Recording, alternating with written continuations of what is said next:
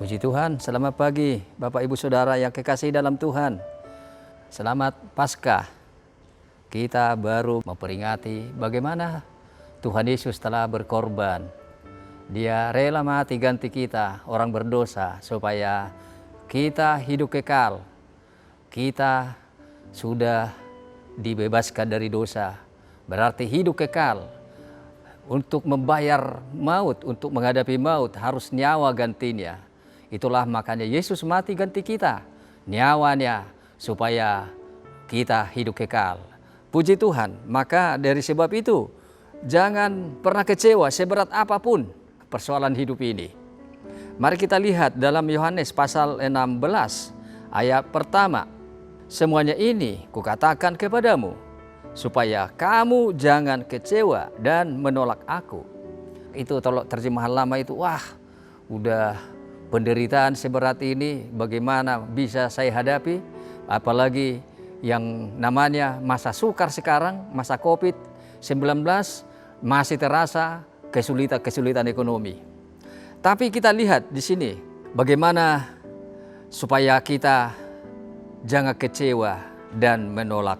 Karena kita lihat bahwa sesama manusia itu ada hal yang bisa mudah berubah karena kenyataannya tidak sesuai dengan kita harapkan. Jadi kita bisa kecewa kepada manusia karena orang yang bisa ingkar janji. Itulah sebabnya mudah kecewa dan mengecewakan. Yang sepatutnya adalah jangan sampai kita kecewa sama Tuhan.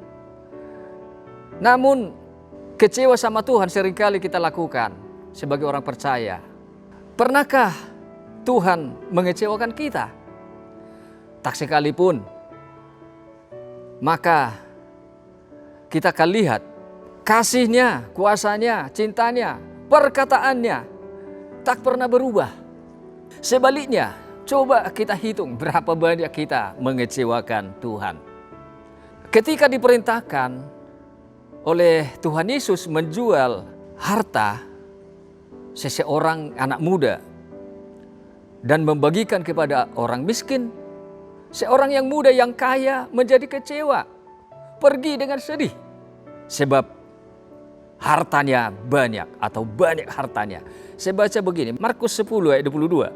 Tetapi berduka citalah ia sebab perkataan itu, lalu pergi dengan susah hatinya karena ia berharta banyak.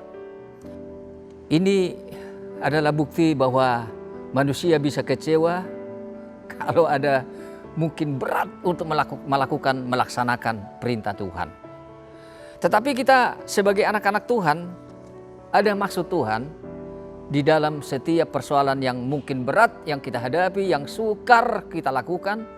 Sebagai manusia kita rasanya tidak mampu, tetapi kita mengikut Tuhan, kita bersama Tuhan, pasti mampu. Yang berikutnya, begitu juga ketika Yesus pulang ke kampung halaman, yaitu di Nazaret. Bukannya disambut dengan antusias oleh masyarakat sekitarnya, sekampungnya, tetapi kecewa malah menolak. Dia, yaitu Tuhan Yesus, saya baca Markus 6 ayat yang ketiga. Bukankah orang ini tukang kayu? Ini bapaknya yang tukang kayu, tapi memang ya anaknya dari tukang kayu juga.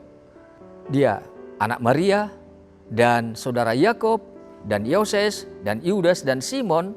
Dan bukankah saudaranya yang perempuan pun ada di antara kita di sini? Maka mereka siak atau menolak Yesus. Kecewa dan menolak. Ini juga ya mungkin latar belakang yang dilihat, masa lalu yang dilihat, sehingga menutupi pandangannya siapa Yesus itu. Jadi masalah-masalah hidup, masalah dalam latar belakang bisa membuat juga orang tertutup matanya untuk melihat siapa Tuhan Yesus dan Juru Selamat itu. Sehingga harusnya akan menerima berkat, tapi mana berkat itu dia tolak.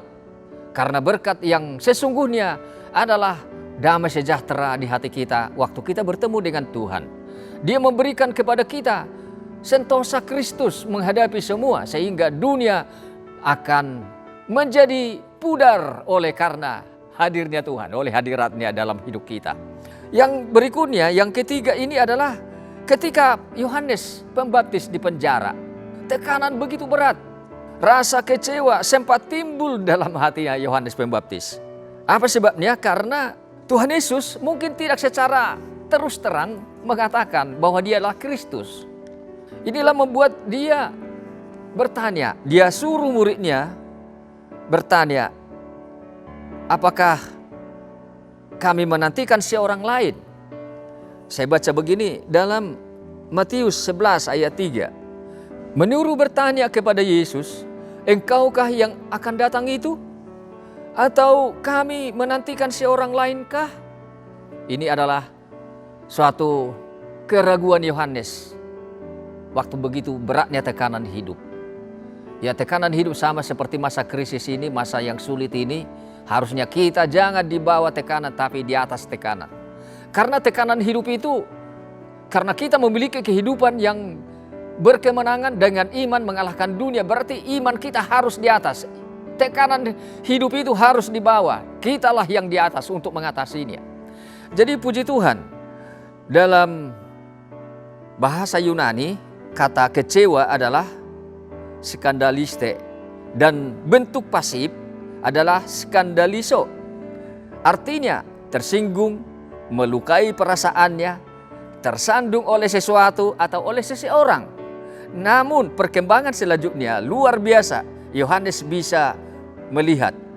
Artinya dia bisa memahami bahwa siapa Tuhan Yesus itu. Sehingga disinilah kita melihat bahwa dalam keadaan apapun dalam kehidupan, jangan pernah kecewa sama Tuhan. Jangan pernah kita susah, kita bawa susah terus. Dalam masa sakit rasanya menghadapi kenyataan hidup, menghadapi orang-orang yang mengecewakan, jangan tinggalkan Tuhan. Jangan lagi menaruh itu di dalam hati kita. Lupakan semua. Pandang Yesus bahwa dia, saya baca begini dalam Ibrani, dia tidak pernah berubah. Ibrani pasal yang ke-13 ayat yang ke-8. Ini menjadi kunci bagi kita untuk tetap jangan pernah kecewa sama Tuhan. Adapun Yesus Kristus itu tidak berubah. Baik kemarin, hari ini, dan sampai selama-lamanya. Kita lihat kasih-Nya, kuasa-Nya, perkataannya tetap sama. Perkataannya itulah yang menjadi pegangan kita. Sehingga tidak akan dipengaruhi oleh sekitar kita tekanan-tekanan hidup atau kekecewaan atau masalah-masalah yang begitu berat yang kita masih nyata hadapi di hari-hari ini. Jadi mungkin kita menghadapi yang begitu berat, tapi jangan pernah kecewa sama Tuhan. Sama seperti Yohanes Pembaptis, akhirnya benar menyadari bahwa Yesus itu Kristus. Dan itulah membuat kita mantap. Apapun penderitaan kita pasti bisa lalui. Karena kuasa Kristus itu, itulah yang memampukan kita untuk tetap tidak kecewa. Akan tetap hati kita bersukacita dalam segala keadaan apapun.